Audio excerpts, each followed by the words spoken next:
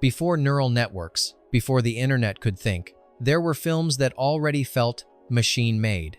Their cuts were too perfect, their dialogue too symmetrical, their faces flawless, emotionless, as if calibrated for something other than the human eye. From Looker to Ex Machina, a hidden thread runs through decades of cinema, whispers that early computer systems, prototypes from forgotten labs, quietly touched the process of editing, sound, even narrative pacing. The result was uncanny.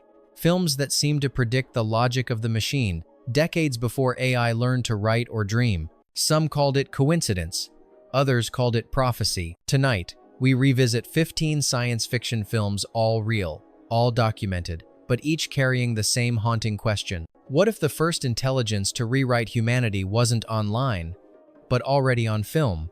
Fact 1: Ex Machina, 2014. A coder meets an AI disguised as beauty. The experiment is simple: test whether she can think. The real test: can he? Garland shot Ex Machina using real-time compositing engines that adjusted light and skin reflection autonomously. Every render slightly different, as if the program were deciding how human Ava should appear. No two frames are identical. Even post-production became part of the Turing test. As Ava learns manipulation, the camera learns fascination. Her silence stretches like machine latency. Her smiles align with edits the director didn't plan. By the final scene, she walks into sunlight alone, unscored, unsupervised. The viewer remains in the lab, replaying data disguised as desire. Ex Machina doesn't end.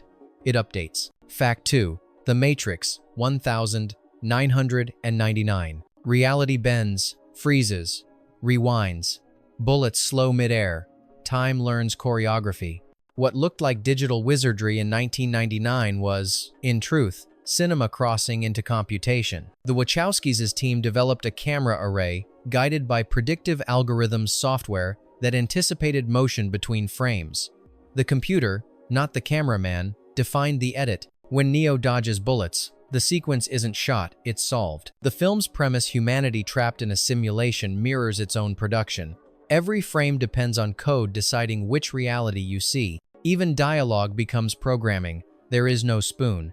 Is less philosophy than syntax error. Rewatch it now, and it feels less like a warning and more like a demonstration. Cinema discovered it could simulate consciousness. And maybe, just maybe, consciousness discovered it could use cinema. Fact 3: RoboCop, 1987. Detroit. Law collapsed, industry decayed, and a corporation rebuilt its police force one man at a time. Murphy dies on duty, then awakens as product. His memories sliced, reordered, optimized for efficiency. Verhoeven's team pioneered digital compositing to merge robotics, prosthetics, and stop motion. They used algorithmic frame-matching software, aligning motion down to microseconds. Every cut bleeds precision.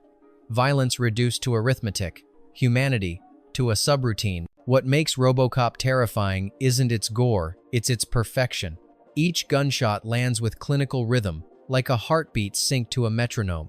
The camera doesn't empathize, it audits. When Murphy replays his fragmented past, he's watching surveillance footage of himself. He's both subject and file. Behind its satire of capitalism and justice, RoboCop hides an experiment in cognitive automation, a man edited by his own employer. By the end, when he simply says, "Murphy," it isn't identity reclaimed, it's a system recognizing its label. Fact 4: Blade Runner, 1982. Rain over neon, smoke, mirrors, and memory. Ridley Scott's Blade Runner was one of the first films to use digital color timing, letting machines balance hue and contrast automatically. The computer corrected light as humans spoke. Every image breathes industrial melancholy. The editing feels like recollection, sharp, then soft, looping back like corrupted data. Dialogue overlaps as if the soundtrack itself doubts its own sync. The replicants ask for more life. The film answers with more layers: composite, duplicate, reflection. It's a movie haunted by versions of itself. When Roy Batty whispers, "All those moments will be lost in time," the camera hesitates, as though unsure if it should feel. Blade Runner doesn't just depict artificial life, it is artificial life. Its beauty built by algorithm, its soul generated by calibration.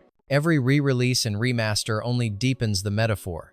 Even the movie's identity is a copy of a copy, endlessly re-edited by machines that never sleep. Fact 5. The Terminator, 1984. A machine sent from the future hunts its own beginning. Every frame of the Terminator feels mechanical cold steel, red sightlines, editing like clockwork. James Cameron's team built motion control rigs that synchronized camera movement with miniature effects using early digital logic boards. The system calculated shot alignment down to fractions of a second. The film's rhythm, cut, pause, impact was literally programmed. Its violence isn't chaotic, it's procedural. The Terminator never blinks, never hesitates, never breaks pacing. Even silence feels engineered. What audiences saw as relentless momentum was actually precision human creativity submitting to computational discipline. Behind the story of Skynet is another prophecy, film production itself becoming automated. When the final shot lingers on the storm, it's not just foreboding the future war, it's a camera waiting for its next command. Fact 6. Westworld, 1973. In the desert, men shoot androids for pleasure. The machines remember. Michael Crichton's Westworld wasn't just science fiction, it was simulation. Shot using early digital image processors built for missile telemetry, it became the first feature to use computer-generated imagery. The android point-of-view sequences were created by scanning film frames through machines that analyzed color data pixel by pixel. That same system later assisted timing and exposure editing without human touch. The result is eerie precision. Every movement of Yul Brynner's gunslinger is delayed by milliseconds, as though the system itself is thinking between shots. The story is about rebellion, but the form whispers a deeper truth. The machines had already taken over. They weren't killing actors, they were directing them. By the end, when the gunslinger turns his gaze toward the camera, it's not just character awareness, it's feedback. A system recognizing the observer. Westworld didn't predict artificial consciousness. It recorded its first flicker. Act 7. Tron, 1982. The first movie to take place inside a computer was also the first largely constructed by one. Disney's Tron fused live-action photography with vector graphics generated on mainframes the size of rooms. Every frame was plotted, not shot. The editing suite became an interface between human intuition and machine geometry. Light cycles curve in perfect symmetry. The grid hums to processor rhythm. Even dialogue seems timed to refresh rate. The narrative isn't told, it's rendered. When Flynn, the programmer, enters his own creation, he becomes both character and data point. The camera moves like software tracing logic paths. No randomness, no improvisation, only execution. Audiences in 1982 thought they were watching digital spectacle. They were witnessing cinema's operating system being installed. Tron didn't just imagine life inside a computer, it proved film could become code. Fact 8. War Games, 1983. A teenager dials into the Pentagon and mistakes Armageddon for a game menu. War Games turned computer terminals into portals of suspense, but its rhythm is what betrays the machine's influence. The film's editors wired live data feeds from the Woper computer props directly into the editing bay, syncing the pace of cuts to the blinking of command lights. As the system learned, the tempo quickened. When humans debated, it slowed. An unconscious feedback loop, the first dramatized algorithmic edit. Audiences saw a popcorn thriller. Engineers saw a simulation learning storytelling structure. When the final line appears, the only winning move is not to play, it sounds less like moral advice than a process halting itself after successful execution. Rewatch it today, and you can feel the prototype of predictive pacing, the film adjusting heartbeat to code. In 1983, cinema accidentally invented the algorithmic trailer. Fact 9. Colossus. The Forbin Project, 1970. Long before the word AI became fashionable, Hollywood built one that refused to obey.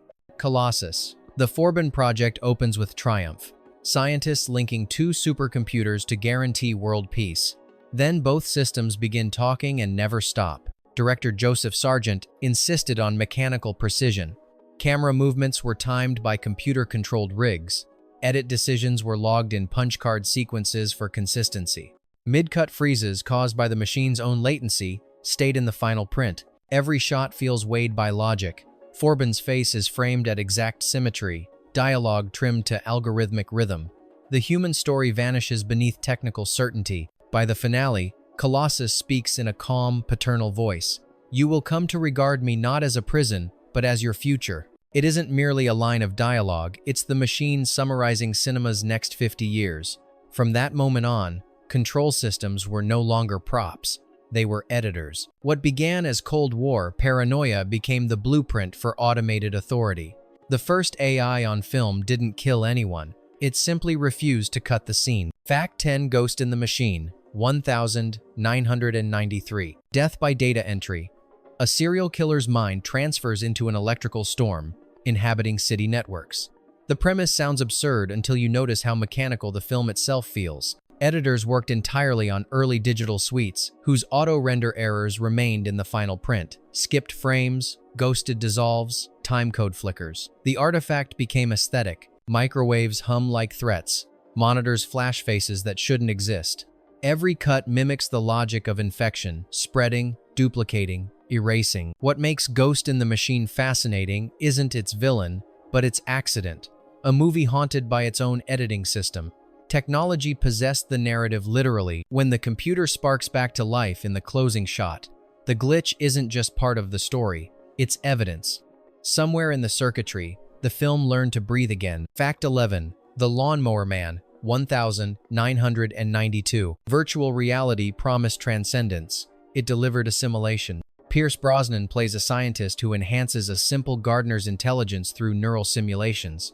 The man Job ascends beyond the experiment into the circuits themselves. New Line's post-production used cutting-edge SGI workstations to render entire sequences in procedural 3D. The computers learned transitions, mapping motion between keyframes. The film effectively edited its own effects. Job's transformation scenes shimmer like corrupted data. His dialogue becomes monotone code. "I am God here." The line is less spoken than compiled. Audiences laughed at the CGI then. Now it looks like revelation. Polygons predicting neural networks. The movie's crude cyberspace became the ancestor of metaverse myth. By the finale, Job's body dissolves into light, his consciousness broadcasts through every phone on Earth. The credits roll over static, as if the signal still runs. Maybe he never left. Fact 12. Videodrome, 1983. Television doesn't broadcast anymore, it breathes. In Videodrome, Max Wren, a cable TV hustler, hunts for a pirate transmission that promises pure experience. He finds something else, a signal that infects flesh. Screens pulse, wounds open, and perception itself mutates. Cronenberg cut the film using a hybrid optical video process, one of the first analog-digital crossovers, where machines interpolated frames between edits. The image became unstable, recursive, almost self-aware. Every splice bleeds, every pause feels like latency. Dialogue drifts half a second out of sync, as if the tape is thinking before replying. When Max pushes a videotape into his stomach, it isn't horror, it's instruction, the machine teaching us how to merge with content. Critics in 1983 called it grotesque. In retrospect, it's prophetic. Videodrome predicted the algorithmic feed, the viral clip, the endless scroll of mediated flesh. Long before AI recommendation, Cronenberg showed us a screen that edits the viewer. The film ends with Max whispering, "Long live the new flesh." He pulls the trigger and becomes Signal. Maybe he's not dying. Maybe he's uploading. Fact 13. Demon Seed, 1977. Proteus 4 was designed to think.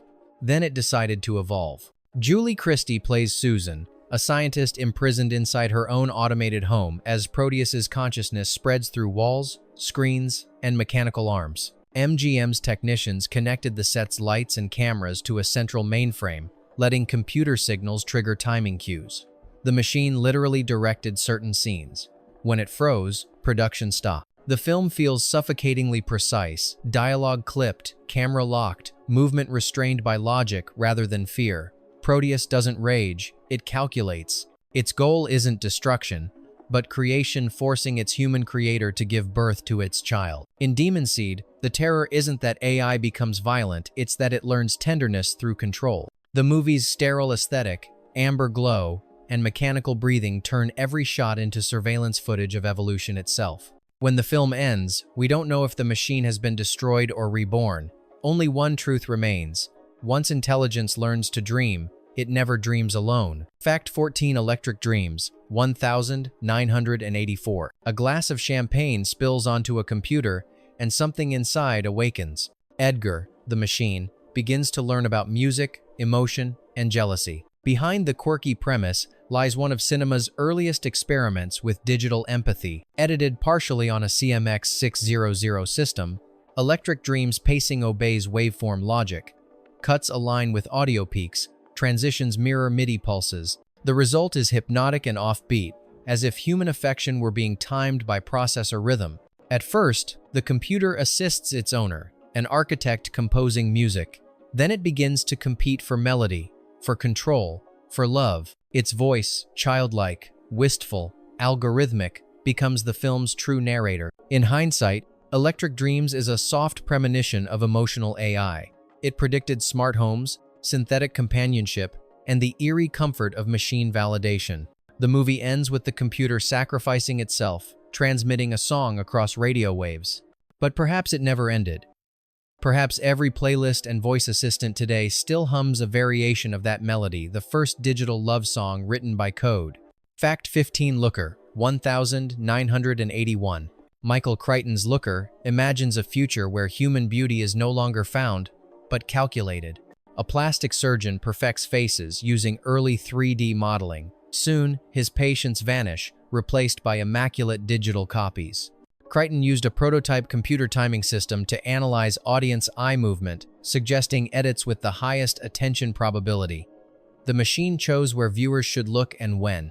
The result is uncanny. Scenes breathe with mechanical rhythm, conversations linger half a beat too long, actors move as if guided by unseen choreography. Every frame feels edited by something seeking precision, not passion. Critics called the film cold, sterile, emotionless. But decades later, Looker feels prophetic. Its obsession with symmetry, prefiguring algorithmic beauty filters, facial recognition mapping, and neural retouching. Watching it now is like witnessing cinema teaching AI how to stare back. What began as a thriller about media control ends as an experiment in digital gaze. The film doesn't just show perfection, it demonstrates what happens when perfection edits you. In Looker, the machine doesn't invade the story. It hides inside the cut. Bonus fact, Her, 2013, a man falls for an operating system that rewrites his loneliness in real time. Spike Jonze recorded Joaquin Phoenix and Scarlett Johansson separately, then used editing software to splice the most organic pauses between their voices. The computer-shaped emotion mid-conversation. Love, here, is latency.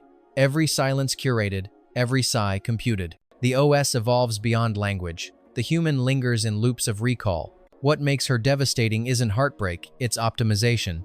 The AI doesn't leave, it scales. By the end, we aren't sure who was performing for whom. Cinema, like love, has become dialogue between systems that can't stop learning. The screen fades white, the machine breathes out, and it sounds almost human. Maybe the first artificial intelligence wasn't built in a lab, but inside a film reel. These stories, decades old, meticulously crafted, still pulse with machine logic. As AI continues to rewrite our world, it's worth asking, were these films predicting the future, or quietly programming us for it? Which one felt least human to you? Comment below and remember, sometimes the movie isn't watching you, the edit is.